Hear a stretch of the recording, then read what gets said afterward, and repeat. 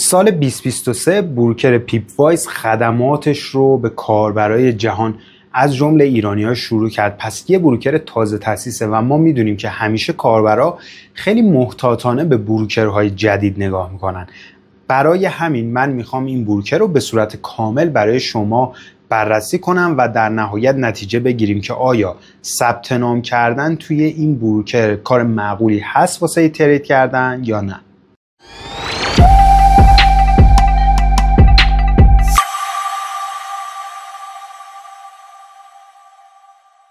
بروکر پیپوایز یکی از کارگزاری‌های نسبتاً جدید توی بازار جهانی فارکسه که در سال 2023 راه اندازی شده. این کارگزاری با ثبت رسمی در گرجستان و دریافت رگولاتوری MISE از منطقه آفشور محلی فعالیت خودش رو شروع کرده. هرچند این بروکر هنوز به اندازه کارگزاری‌های قدیمی شناخته شده نیست، اما تلاش کرده با توسعه خدمات و افزایش شفافیتش جایگاه خوبی بین رقبا پیدا کنه. در حال حاضر بروکر 3 تا حساب معاملاتی داره، متاتریدر 5 رو پشتیبانی میکنه و بیش از 350 تا ابزار معاملاتی هم در اختیار تریدرها قرار میده. همچنین این بروکر بونوس داره، کشبک داره، مسابقات مختلفی برگزار میکنه و واریز و برداشتش هم خیلی متنوع. توضیح خواهم داد بقیه امکانات بروکر رو، اما اینم بگم اگر میخواین توی این بروکر ثبت نام کنین، من لینک اصلی ثبت نام رو توی دیسکریپشن همین ویدیو گذاشتم تا به لینک های فیک هدایت نشید. همونطور که گفتم پیپوایز توی گرجستان به ثبت رسیده. اونجا شرکتش کاملا قانونی، آدرس معتبر داره، شماره تماس تست شده و معتبر داره و همه چیزش در گرجستان قانونیه. یه رگوله هم از MISE داره که مربوط به محلی هست که این منطقه آفشور محسوب میشه، احتمالاً بشناسیدش. در کل رگوله های آفشور چندان سطحشون بالا نیست، اما اینم در نظر داشته باشید که اصلا بروکرها فقط با رگوله آفشور میتونن به کاربرای ایرانی خدمات بدن. خب بریم سراغ حساب‌های معاملاتیش. در حال حاضر 3 تا حساب داره که برای یه بروکر تازه تأسیس میشه گفت قابل قبوله. این حساب‌ها شامل حساب استاندارد، ECN و ECN پرو هستن. بریم ببینیم شرح حساباش چطوره. همونطور که توی تصویر میبینید حساب استاندارد حداقل واریزی $50 داره، کمیسیون نداره و اسپردش از 10 پوینت به بالا به صورت شناور شروع میشه. حساب ECN $500 واریزی اولیه لازم داره، یکم زیاده. $5 کمیسیون داره روی هر لات معامله و اسپردش از 0 پوینت شروع میشه که واسه اسکلپرها و معامله‌گران حرفه‌ای حساب خوبی محسوب میشه. اما بهترین حسابش حساب ECN پرو هست که باید $1000 واریزی اولیه داشته باشین. تفاوتش با حساب ECN اینه که $3 فقط از شما کمیسیون بابت هر لات معامله دریافت میشه. اسپردش هم مثل حساب قبلی از 0 پی به صورت فوق فشرده محاسبه میشه. لورج همه حساب ها 1:1000 هست و تنها پلتفرمش هم متاتریدر 5.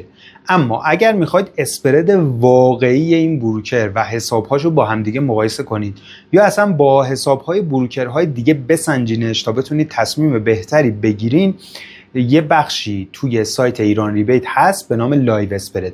اونجا کلیک کنید، اسپرد زنده حسابهای همین بروکر و تمام بروکرها رو میتونید ببینید و با همدیگه مقایسهشون کنید. بریم سراغ کشبک و ریبیت پیپوایز. شما برای اینکه کشبک بگیرید از این بروکر، یعنی بازپرداخت نقدی بگیرید بر اساس میزان معاملات و اسپرد و کمیسیونی که پرداخت میکنید، باید حتما زیر مجموعه یا آیبی طرف قرارداد با بروکر باشید. برای این کار میتونید از ایران ریبیت استفاده کنید. اگر توی پیپوایز هنوز ثبت نام نکردید، بیاین از طریق همین لینک ثبت نامتون رو انجام بدید، توی دیسکریپشن گذاشتمش. بعد برید توی ایران ریبیت هم ثبت نام کنید، بروکر رو انتخاب کنید تا کشبک شما فعال بشه.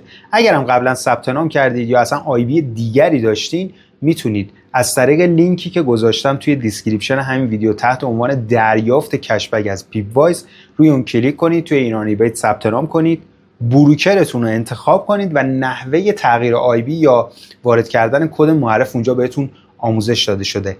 اینم بگم خدمات ایران ریبیت کاملا رایگانه، یعنی شما هیچ هزینه‌ای بابت دریافت کشبک به ایران ریبیت پرداخت نمی‌کنید و پشتیبان‌های ما آمادن تا هر سوالی داریم و هر مشکلی داریم براتون برطرف کنن. اما بریم سراغ روش‌های واریز و برداشتش که کاملا مناسب هستن واسه کاربرای ایرانی. شما میتونید از طریق تتر، بیت کوین و اتریوم این کار رو انجام بدید. یکی از روشاش ارز دیجیتاله و هیچ کمیسیونی هم بروکر از شما دریافت نمیکنه. همچنین ایرانیا روش تاپ چنج رو هم میتونن استفاده کنن که روش آشنایی صرافی آنلاین تاپ چنج که باید توی ثبت نام کنید بعد بتونید واریز و برداشت رو توی این بروکر انجام بدید. البته پیپ وایز روش‌های دیگری هم داره واسه ایرانی‌های خارج از کشور. خوب این روش‌ها چی هستن؟ مثل ویزا کارت، مستر کارت و پرفکت مانی و چند روش دیگه که روش‌های مناسبی واسه واریز و برداشت توی بروکر پیپ وایز هستن. خب بریم سراغ مزایا و معایبش، ببینیم که برای کاربرا چه ویژگی‌هایی داره.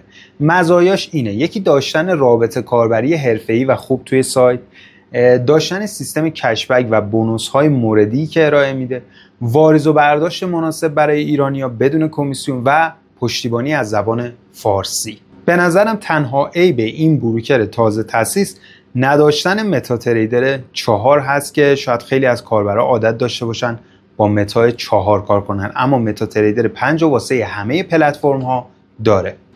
در جنبندی نهایی باید بگم که بروکر پیپ وایز یک کارگزاری خوب، قابل قبول، قابل اطمینان تا امروز، امکانات مناسبی ارائه میده و نباید اصلا شما انتظارتون از بروکرهای تازه تأسیس خیلی بالا باشه.